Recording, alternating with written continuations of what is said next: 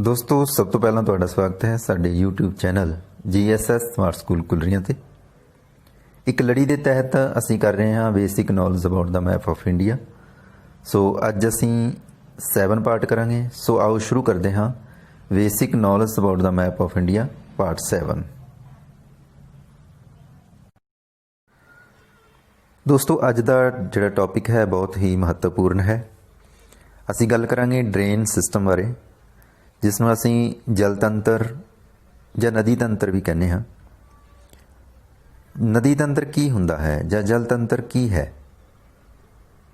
ਜੋ ਨਦੀ ਹੈ ਅਸੀਂ ਜਾਣਦੇ ਹਾਂ ਸਾਰੇ, ਨਦੀ ਦੇ ਵਿੱਚ ਜੋ ਪਾਣੀ ਹੁੰਦਾ ਹੈ ਉਹ ਬਹਿ ਕੇ ਸਮੁੰਦਰ ਦੇ ਵਿੱਚ ਜਾ ਕੇ ਗਿਰ ਜਾਂਦਾ ਹੁੰਦਾ ਹੈ। ਨਦੀ ਦਾ ਇੱਕ ਉਦਗਮ ਕੇਂਦਰ ਹੁੰਦਾ ਹੈ ਜਿੱਥੋਂ ਨਦੀ ਸਟਾਰਟ ਹੁੰਦੀ ਹੈ, ਸ਼ੁਰੂ ਹੁੰਦੀ ਹੈ। ਔਰ ਇੱਕ ਨਦੀ ਦੀਆਂ ਹੋਰ ਬਹੁਤ ਸਾਰੀਆਂ ਸਹਾਇਕ ਨਦੀਆਂ ਹੁੰਦੀਆਂ ਜਿਹੜੀਆਂ ਉਸ ਦੇ ਵਿੱਚ ਆ ਕੇ ਗਿਰਦੀਆਂ ਨੇ, ਉਸ ਦੀ ਪਾਣੀ ਦੇ ਤੌਰ 'ਤੇ ਉਸ ਦੀ ਸਹਾਇਤਾ ਕਰਦੀਆਂ। ਔਰ ਇਸੇ ਤਰ੍ਹਾਂ ਸਹਾਇਕ ਨਦੀਆਂ ਹੁੰਦੀਆਂ, ਸਹਾਇਕ ਨਦੀਆਂ ਦੀਆਂ ਵੀ ਅੱਗੇ ਸਹਾਇਕ ਨਦੀਆਂ ਹੋ ਸਕਦੀਆਂ। ਸੋ ਇਹ ਸਾਰਾ ਇੱਕ ਤਰ੍ਹਾਂ ਦਾ ਸਿਸਟਮ ਹੋ ਗਿਆ। ਨਦੀਆਂ ਕਿੱਥੋਂ ਸ਼ੁਰੂ ਹੁੰਦੀਆਂ ਔਰ ਕਿੱਥੇ ਆ ਕੇ ਮਿਲਦੀਆਂ ਔਰ ਕਿੱਥੇ ਜਾ ਕੇ ਇੱਕ ਸਮੁੰਦਰ ਦੇ ਵਿੱਚ ਵਿਲੁਪਤ ਹੋ ਜਾਂਦੀਆਂ ਨੇ, ਖਤਮ ਹੋ ਜਾਂਦੀ। ਇਸ ਤਰ੍ਹਾਂ ਇਹ ਸਾਰੇ ਸਿਸਟਮ ਨੂੰ ਅਸੀਂ ਡਰੇਨ ਸਿਸਟਮ ਜਾਂ ਜਲ ਤੰਤਰ ਜਾਂ ਨਦੀ ਤੰਤਰ ਕਹਿੰਦੇ ਹਾਂ।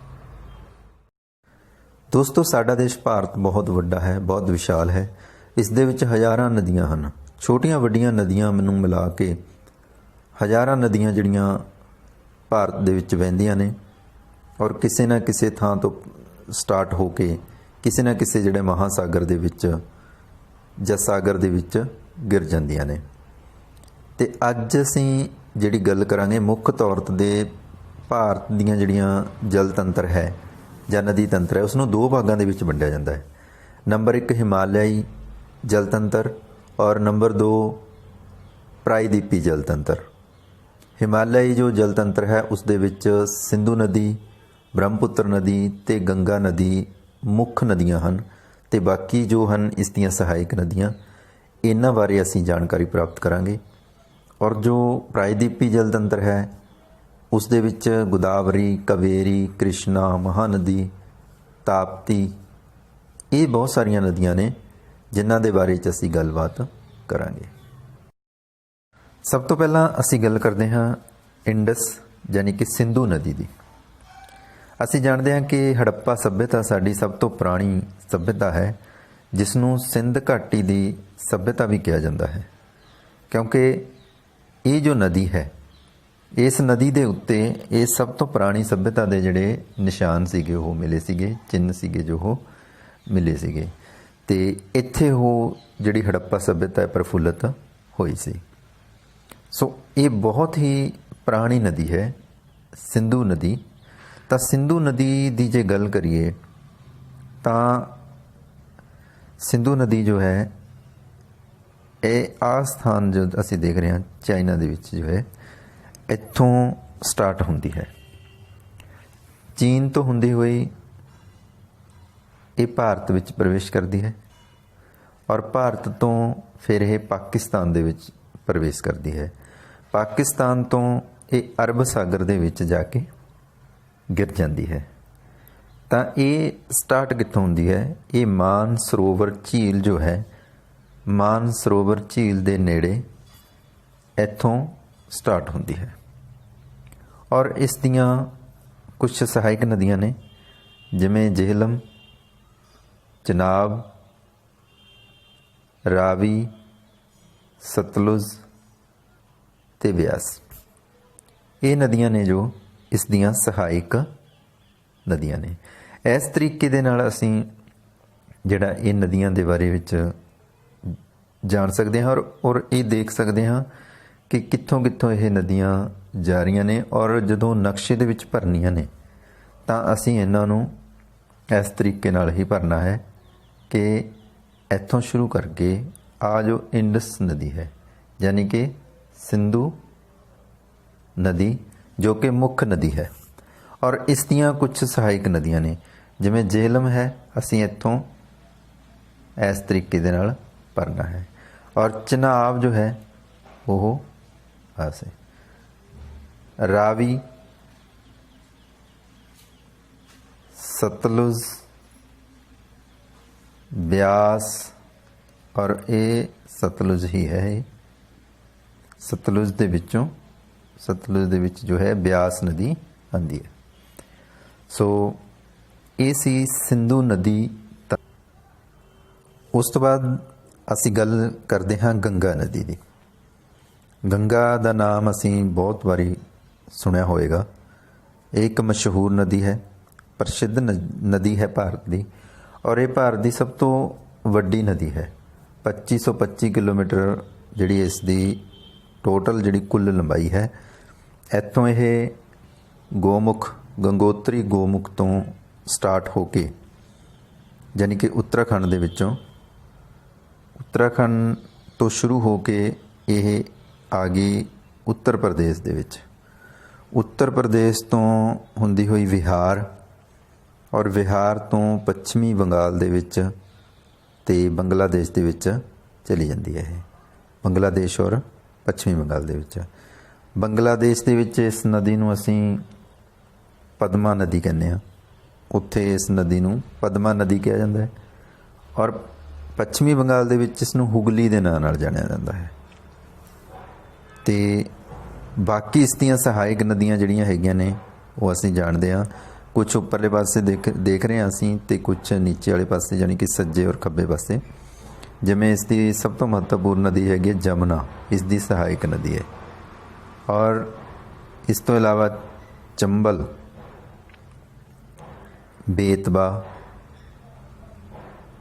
सोन नदी नूं बिहार का शोक कहा जाता है, क्योंकि जदों सोन नदी दे विच ज़्यादा पानी आता है बरसातां दे समय दे विच, तां वो हड़ां दा जिहड़ा सामना है बिहार नूं करना पैंदा है, बिहार स्टेट नूं। तां करके इसनूं जिहड़ा बिहार दा शोक कहा जाता है। और ये नीचे वालियां जिहड़ियां खब्बे पासे दीयां नदियां सीगियां, कुछ नदियां उपरों यानी कि सज्जे पासों भी इस दे विच आके गिरदियां ने, यानी कि इसदियां सहायक नदियां ने। जिवें कोसी नदी और गंडक, घाघरा ते गोमती, ये इसदियां मुख सहायक नदियां ने। और ये खुद जिहड़ी हैगी है नदी मुख नदी है, और ये मुख सहायक नदियां ने। यानी कि जे असीं देखीए तां ये जे असीं नक्शे दे विच असीं ने भरना होवे तां इत्थों शुरू होके यानी कि उत्तराखंड तो गंगोत्री दे गोमुख तो शुरू होके ये गंगा नदी है जिहड़ी सब तो लंबी नदी है जिहड़ी भारत दी। 2525 किलोमीटर इसकी टोटल लंबाई हैगी है। ये इत्थों जाती हुई उत्तर प्रदेश तो बिहार और फिर पश्चिमी बंगाल ते बंगलादेश दे विच चली जाती है। और ये जिहड़ियां हैगियां असीं इसदियां सहायक नदियां सी उस दे बारे दे विच असीं जाणदे हां। जिवें जमुना, चंबल, बेतवा, सोन, और उपरले पासों कोसी, गंडक, घाघरा ते गोमती। इस तरीके दे नाल असीं इस नूं नक्शे दे विच भर सकते हाँ। सो ये सीगा गंगा नदी तंत्र यानी कि जल तंत्र गंगा दा। हुण असीं गल करते हाँ ब्रह्मपुत्र नदी की। ब्रह्मपुत्र नदी बहुत ही महत्वपूर्ण नदी है भारत की। ये भी काफ़ी लंबी नदी है। ये भी मानसरोवर जिहड़ी है झील जो तिब्बत दे विच उत्थों शुरू हुंदी है। जिवें सिंधु नदी इत्थों शुरू हुंदी सी ते उस तरह ये भी तिब्बत तो शुरू हुंदी है। तिब्बत दे विच इसनूं सांगपो नदी के नाम नाल भी जानिया जाता है, सांगपो कहा जाता है। और फिर तिब्बत तो यह भारत दे विच प्रवेश करती है यानी कि अरुणाचल प्रदेश दे विच। अरुणाचल प्रदेश दे विच इसनूं दिहांग कहा जाता है, दिहांग नदी। और इत्थों सारा भारत दे विचों हुंदी हुई फिर यह बंगलादेश दे विच जांदी है। बंगलादेश दे विच इसनूं जमुना कहा जाता है। एक तो वो जमुना नदी सी जो गंगा की सहायक नदी सी, परंतु इत्थे इसनूं ब्रह्मपुत्र नदी नूं जमुना कहा जाता है। और इस तरह ये एंड दे विच बंगाल की खाड़ी दे विच जाके गिर जाती है। और ਇੱਥੇ ਹੀ ਗੰਗਾ ਨਦੀ ਜੋ ਹੈ ਆਉਂਦੀ ਹੈ। ਇਹ ਦੋਨੋਂ ਮਿਲ ਕੇ ਇੱਕ ਡੈਲਟੇ ਦਾ ਨਿਰਮਾਣ ਕਰਦੀਆਂ ਤੇ ਉਸ ਨੂੰ ਅਸੀਂ ਸੁੰਦਰਬਨ ਡੈਲਟਾ ਆਖਦੇ ਹਾਂ। ਤਾਂ ਇੱਥੇ ਹੈ ਜਿਹੜਾ ਉਹ ਸੁੰਦਰਬਨ ਡੈਲਟਾ ਹੈ, ਜੋ ਇਸ ਤੋਂ ਬਾਅਦ ਜੋ ਹੈ ਉਹ ਬੰਗਾਲ ਦੀ ਖਾੜੀ ਹੈ। ਹੁਣ ਗੱਲ ਆਈ ਹੈ ਡੈਲਟਾ ਦੀ, ਜਿਵੇਂ ਸੁੰਦਰਬਨ ਡੈਲਟਾ। ਤਾਂ ਡੈਲਟਾ ਕੀ ਹੁੰਦਾ ਹੈ? ਜਦੋਂ ਜੋ ਨਦੀ ਹੈ, ਨਦੀ ਜਦੋਂ ਸਮੁੰਦਰ ਦੇ ਵਿੱਚ ਜਾਂ ਸਾਗਰ ਮਹਾਸਾਗਰ ਦੇ ਵਿੱਚ ਗਿਰਦੀ ਹੈ ਤਾਂ ਉੱਥੇ ਉਹ ਜਿਹੜੀ ਪਿੱਛੋਂ ਮਿੱਟੀ ਲੈ ਕੇ ਆਉਂਦੀ ਹੈ ਉਹ ਖਿਲਾਰ ਦਿੰਦੀ ਹੈ। ਯਾਨੀ ਕਿ ਉਹ ਸਿੱਧੀ ਨਹੀਂ ਗਿਰਦੀ, ਇੱਕ ਤਰ੍ਹਾਂ ਕਈ ਭਾਗਾਂ ਦੇ ਵਿੱਚ ਜਿਹੜੀ ਨਦੀ ਹੈ ਉਹ ਵੰਡ ਜਾਂਦੀ ਹੈ। ਪਾਣੀ ਹੈ ਜਿਹੜਾ ਉਹ ਥੋੜ੍ਹਾ ਥੋੜ੍ਹਾ ਕਰਕੇ ਚਾਰੇ ਪਾਸੇ ਖਿੰਡ ਜਾਂਦਾ ਹੈ। ਉੱਥੇ ਪਾਣੀ ਖਿੰਡਣ ਦੇ ਨਾਲ ਹੀ ਉੱਥੇ ਜਿਹੜੀ ਮਿੱਟੀ ਹੈ ਉਹ ਜਮ੍ਹਾਂ ਹੋ ਜਾਂਦੀ ਹੈ। ਉਸ ਨੂੰ ਅਸੀਂ ਡੈਲਟਾ ਕਹਿੰਦੇ ਹਾਂ, ਜਿਹੜਾ ਕਿ ਤ੍ਰਿਭੁਜ ਆਕਾਰ ਦਾ ਹੁੰਦਾ ਹੈ, ਯਾਨੀ ਕਿ ਕੀਪ ਦੀ ਸ਼ਕਲ ਦੀ ਤਰ੍ਹਾਂ ਹੁੰਦਾ ਹੈ। ਤ੍ਰਿਭੁਜ ਇੱਕ ਤਰ੍ਹਾਂ ਦੀ ਹੁੰਦੀ ਹੈ, ਤਾਂ ਉਸ ਨੂੰ ਅਸੀਂ ਡੈਲਟਾ ਕਹਿੰਦੇ ਹਾਂ। ਇਸੇ ਤਰ੍ਹਾਂ ਜਿਹੜਾ ਸੁੰਦਰਬਨ ਡੈਲਟਾ ਦੀ ਗੱਲ ਆਈ ਹੈ, ਤਾਂ ਸੁੰਦਰਬਨ ਡੈਲਟਾ ਗੰਗਾ ਨਦੀ ਅਤੇ ਬ੍ਰਹਮਪੁੱਤਰ ਨਦੀ, ਇਹ ਦੋਨਾਂ ਨਦੀਆਂ ਜਾ ਕੇ ਬੰਗਾਲ ਦੀ ਖਾੜੀ ਦੇ ਵਿੱਚ ਜਦੋਂ ਗਿਰਦੀਆਂ ਨੇ ਤਾਂ ਉੱਥੇ ਇਹ ਸ਼ੁਰੂ ਦੇ ਵਿੱਚ ਸੁੰਦਰਬਨ ਡੈਲਟਾ ਦਾ ਨਿਰਮਾਣ ਕਰਦੀਆਂ ਨੇ। ਇੱਕ ਡੈਲਟਾ ਦਾ ਨਿਰਮਾਣ ਕਰਦੀਆਂ ਨੇ ਜਿਸ ਨੂੰ ਅਸੀਂ ਸੁੰਦਰਬਨ ਡੈਲਟਾ ਕਹਿੰਦੇ ਹਾਂ, ਕਿਉਂਕਿ ਸੁੰਦਰਬਨ ਡੈਲਟਾ ਦੇ ਵਿੱਚ ਸੁੰਦਰੀ ਨਾਂ ਦੇ ਜਿਹੜੇ ਦਰਖਤ ਨੇ ਉਹ ਸਭ ਤੋਂ ਵੱਧ ਪਾਏ ਜਾਂਦੇ ਨੇ। ਅਤੇ ਇਸ ਸਥਾਨ ਨੂੰ ਜਿਹੜਾ ਹੈਗਾ ਟਾਈਗਰਸ ਦੇ ਜਿਹੜੀ ਧਰਤੀ ਦੇ ਨਾਂ ਨਾਲ ਵੀ ਜਾਣਿਆ ਜਾਂਦਾ ਹੈ, ਕਿਉਂਕਿ ਇੱਥੇ ਟਾਈਗਰ ਵੀ ਮਿਲਦੇ ਨੇ। ਅਤੇ ਇੱਥੇ ਜਿਹੜਾ ਜੰਗਲ ਹੈ ਉਸ ਦੇ ਵਿੱਚ ਸੁੰਦਰੀ ਨਾਂ ਦੇ ਜਿਹੜੇ ਦਰਖਤ ਨੇ ਉਹ ਸਭ ਤੋਂ ਵੱਧ ਨੇ, ਇਸੇ ਕਰਕੇ ਇਸ ਨੂੰ ਸੁੰਦਰਬਨ ਡੈਲਟਾ ਕਿਹਾ ਜਾਂਦਾ ਹੈ।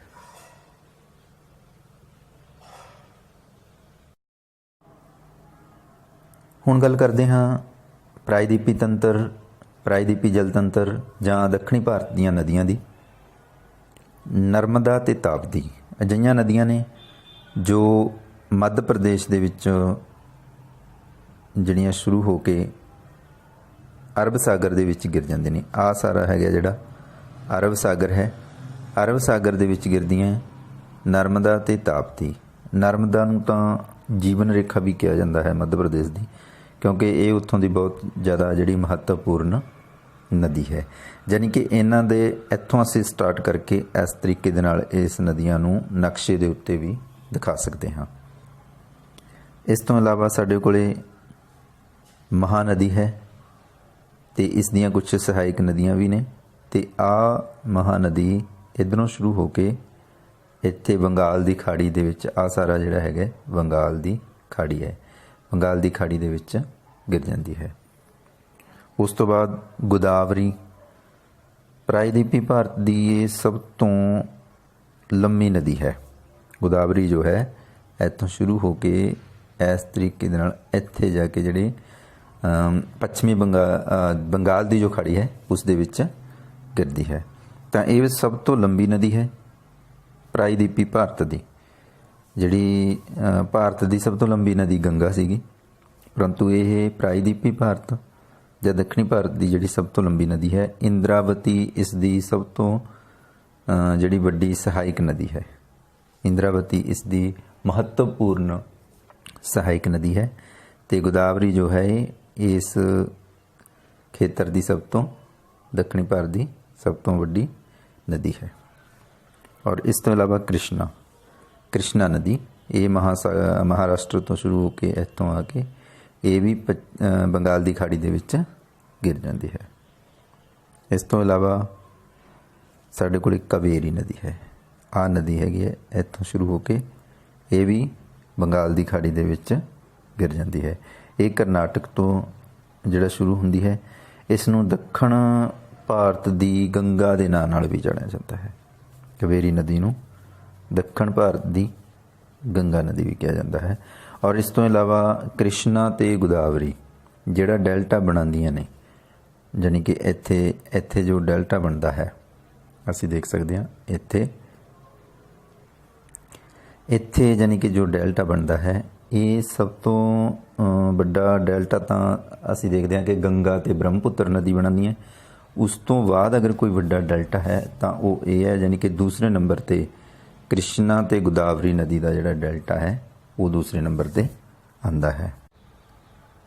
ਸੋ ਇਹ ਸੀ ਅੱਜ ਦੀ ਸਾਡੀ ਵੀਡੀਓ, ਜਿਸ ਦੇ ਵਿੱਚ ਅਸੀਂ ਭਾਰਤ ਦੇ ਜਲ ਤੰਤਰ ਬਾਰੇ, ਨਦੀ ਤੰਤਰ ਬਾਰੇ, ਡਰੇਨ ਸਿਸਟਮ ਬਾਰੇ ਜਾਣਿਆ। ਜਿਸ ਦੇ ਵਿੱਚ ਅਸੀਂ ਜਾਣਿਆ ਕਿ ਇੱਕ ਤਾਂ ਹਿਮਾਲਯੀ ਜਿਹੜੀਆਂ ਨਦੀਆਂ ਨੇ ਤੇ ਦੂਸਰੀਆਂ ਪ੍ਰਾਇਦੀਪੀ ਨਦੀਆਂ ਜਾਂ ਜਲ ਤੰਤਰ ਹੈ। ਜਿਸ ਦੇ ਵਿੱਚ ਹਿਮਾਲਯੀ ਨਦੀਆਂ ਦੇ ਵਿੱਚ ਅਸੀਂ ਦੇਖਿਆ ਕਿ ਸਿੰਧ ਨਦੀ ਔਰ ਬ੍ਰਹਮਪੁੱਤਰ ਨਦੀ ਔਰ ਇਸ ਤੋਂ ਇਲਾਵਾ ਗੰਗਾ ਨਦੀ ਤੰਤਰ, ਇਹ ਤਿੰਨ ਜਿਹੜੇ ਨਦੀ ਤੰਤਰ ਸੀਗੇ ਮੁੱਖ ਸੀਗੇ, ਔਰ ਬਾਕੀ ਇਹਨਾਂ ਦੀਆਂ ਜਿਹੜੀਆਂ ਸਹਾਇਕ ਨਦੀਆਂ ਸੀਗੀਆਂ। ਤੇ ਦੂਸਰੇ ਨੰਬਰ ਤੇ ਅਸੀਂ ਨਰਮਦਾ ਔਰ ਤਾਪਤੀ ਨਦੀਆਂ ਦੇ ਬਾਰੇ ਜਾਣਿਆ, ਔਰ ਇਸ ਤਰਫ ਤੋਂ ਅਸੀਂ ਕ੍ਰਿਸ਼ਨਾ ਨਦੀ, ਮਹਾਨਦੀ, ਕਾਵੇਰੀ ਨਦੀ, ਇਹਨਾਂ ਨਦੀਆਂ ਦੇ ਬਾਰੇ ਵਿੱਚ ਅਸੀਂ ਜਾਣਕਾਰੀ ਪ੍ਰਾਪਤ ਕੀਤੀ। ਸੋ ਇਹ ਸੀ ਅੱਜ ਦੀ ਵੀਡੀਓ। ਜੇ ਤੁਹਾਨੂੰ ਵਧੀਆ ਲੱਗੀ ਹੋਵੇ ਤਾਂ ਇਸ ਨੂੰ ਸ਼ੇਅਰ ਵੀ ਕਰਨਾ ਤੇ ਲਾਈਕ ਵੀ ਕਰਨਾ। ਤੇ ਜੇਕਰ ਤੁਸੀਂ ਸਾਡਾ ਚੈਨਲ ਹਾਲੇ ਤੱਕ ਸਬਸਕ੍ਰਾਈਬ ਨਹੀਂ ਕੀਤਾ ਤਾਂ ਕਿਰਪਾ ਕਰਕੇ ਸਾਡਾ ਜਿਹੜਾ ਚੈਨਲ ਹੈ ਉਸ ਨੂੰ ਸਬਸਕ੍ਰਾਈਬ ਕਰੋ। ਸੋ ਸਾਰਿਆਂ ਦਾ ਬਹੁਤ ਬਹੁਤ ਧੰਨਵਾਦ। Thank you very much.